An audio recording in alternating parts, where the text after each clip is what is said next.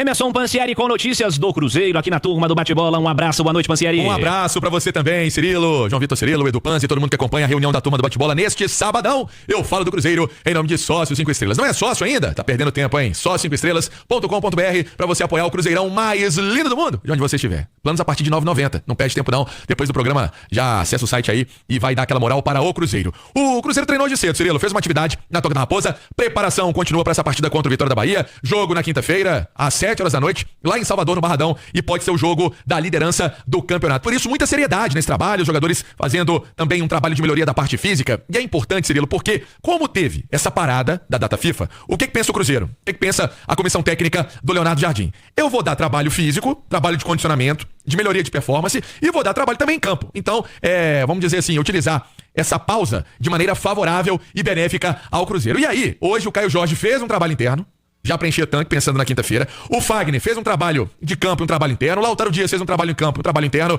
É essa também filosofia do Mister pensando no duelo contra os baianos. E sobre a definição, né, sobre quem será o substituto do Christian, ainda é um mistério. O que será que vai fazer o treinador? Ele tem algumas opções. O Panzi pode até nos ajudar. Ele tem o Eduardo. Será que ele colocaria um jogador de beirada, tipo Marquinhos? Ou será que ele colocaria um Gabigol na equipe titular? Enfim, ele tem possibilidade. Será que ele colocaria o Wallace, que aí é um jogador mais marcador? Enfim, ele tem peças. Vamos ver o que ele vai pensar pra essa quinta-feira, Cirilo. O que faria o comentarista do Panzi? Pra manter a característica Marquinhos. Pra não mudar a característica do Cruzeiro. Pra mudar a característica do Cruzeiro, você traz o Matheus Pereira um pouco mais pro lado direito e entra com o Gabigol.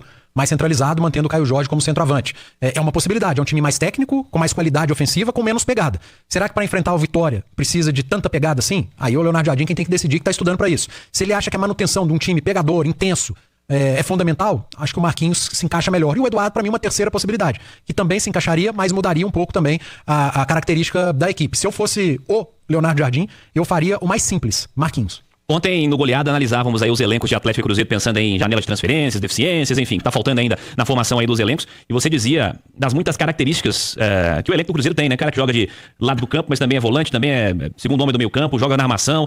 O Christian é um desses caras, né? E o Marquinhos também se enquadra na mesma característica, na sua visão? Sim, se enquadra. Eu acho que o elenco do Cruzeiro, Cirilo, ele tem os atletas de posição de origem, mas com a capacidade de desempenharem outras funções, com algumas deficiências, e que eu acho que o clube vai atacar nessa janela. Deficiências que tem no elenco e que talvez saiam para que cheguem jogadores que o treinador consiga confiar mais. Gamarra é um que pode sair e chegar um zagueiro que o Jardim confie mais ou mais confiável. Lautaro outro, Dineno outro. O Wallace estava na minha lista, também me parece, né, Pansieri? Que o clube pensa algo diferente pro futuro do Wallace para tentar dar mais uma sequência. E eu ainda acredito que o Wallace pode entregar mais. Se o Leonardo Jardim acredita, quem sou eu pra discutir? Mas, cara, você tem o Christian, que é um meia de origem, que faz o lado de campo, um meia direita. O Eduardo, que de origem é um meia mais centralizado, mas que joga como segundo volante, como cara de lado de campo. O Gabigol, que todo mundo sabe o que ele pode entregar como centroavante, mas que como ponta de lança tem entregado também. O Matheus Pereira, que esse ano entrega muito mais sem a bola do que aquele Matheus Pereira que a gente conheceu. Um Vidalba, que chegou para ser um terceiro zagueiro, às vezes um lateral, e hoje é o zagueiro da esquerda, e é indiscutível o titular, ao lado do Fabrício Bruno. Então tem mérito do atleta, tem mérito do treinador, que conseguiu fazer esses caras renderem mais, que vendeu muito bem a sua ideia, que é um baita gestor de vestiário, do dia a dia, que convenceu o dono do clube a dar carta branca a ele. Então tem mérito para muita gente hoje dentro do Cruzeiro. E com tudo isso que eu falei, ainda precisa fazer uma janela de pelo menos 2 a 3 peças com criatividade para tornar esse time e esse elenco ainda mais fortes pro restante da temporada. Certamente, porque o que foi mostrado agora nos primeiros 11 jogos é de um time que tá querendo lutar pelo título, né, Pansieri? Ah, tá sim. Pelos, né? Pelos títulos. É verdade. O Cruzeiro quer assim, e é legal quando o Panzi fala isso.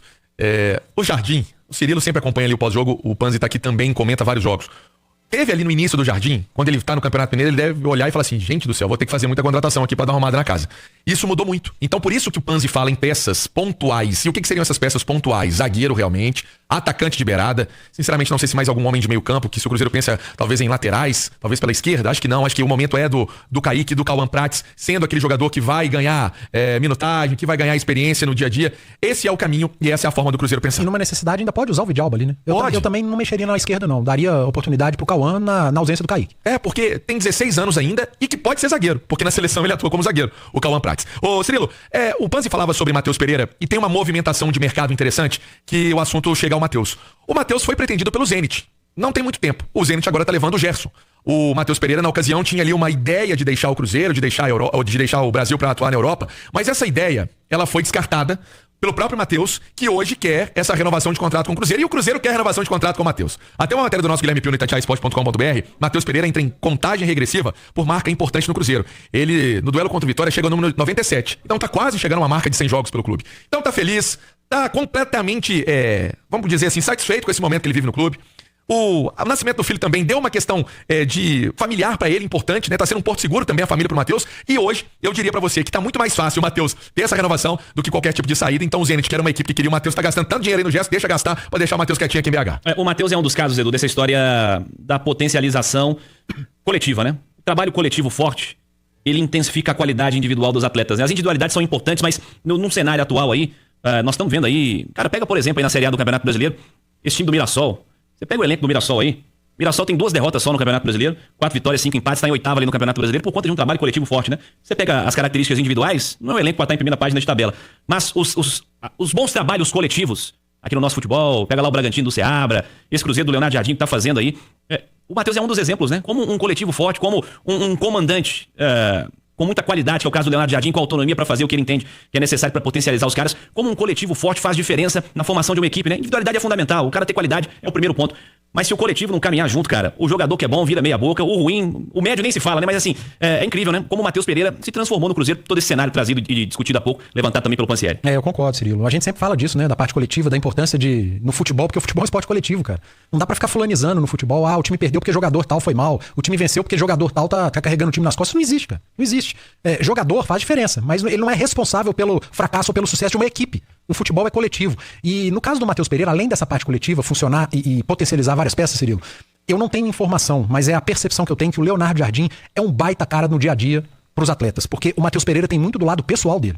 O jogador com a parte mental em paz, com a vida pessoal em paz, ele rende muito mais dentro de campo. A gente não pode esquecer o que o Matheus Pereira estava passando agora há pouco, sendo marretado.